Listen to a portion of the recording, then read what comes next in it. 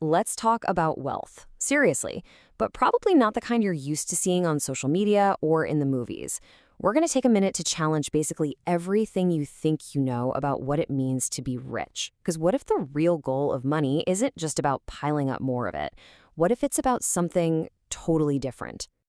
You know, we're all super familiar with this version of wealth. It is plastered all over our screens, right? The fast cars, the designer bags, these huge, sprawling mansions.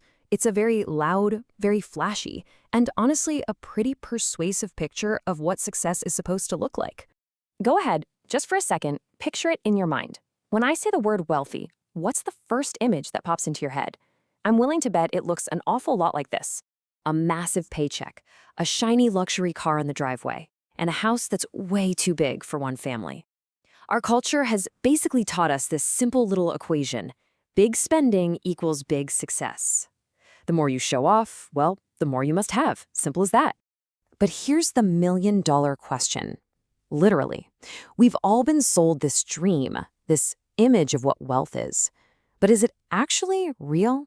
What if all the things we see are just a distraction, hiding what true wealth is really all about? Well, it turns out it's very, very different.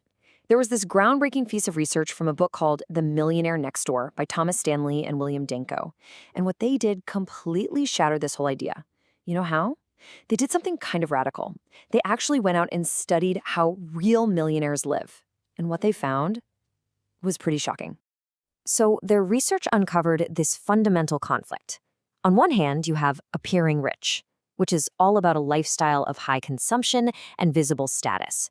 And on the other hand, you have being wealthy, which is a focus on savings, security, and most importantly, freedom. They are two completely different games played by totally different rules. You see, the researchers found that most self-made millionaires are basically invisible. They live way below their means, they value discipline over desire, and they are laser-focused on one primary goal: not buying flashy status symbols, but buying their own freedom. But Stanley and Danko didn't just stop at observing these habits. No, they went a step further. They created a simple but really powerful tool that literally anyone can use to measure how well they're actually building real wealth, no matter how much money they make. Okay, so before we get to the formula itself, we have to get on the same page about the most important number here: net worth. This is not your income. It's the true bottom line of your financial life. It's everything you own minus everything you owe.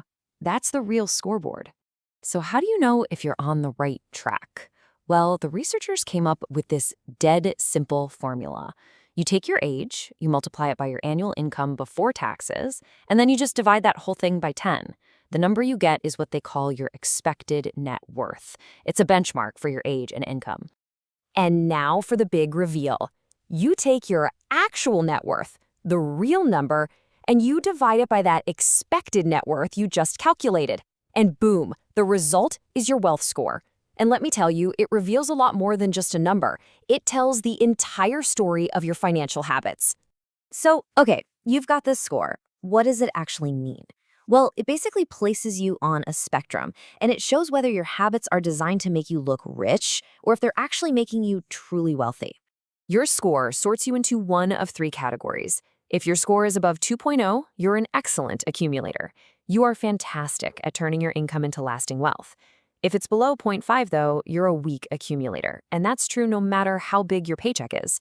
And, most people fall somewhere in between. And this right here is the most powerful lesson of all. It is entirely possible to be a high-earning doctor or lawyer, but have a really low score because you spend everything you make. It proves without a doubt that wealth isn't about how much you make, it's about how much of it you keep and put to work for you. So ultimately, what all this research gives us is so much more than a formula. It's really offering us a fundamental shift in our entire mindset about money.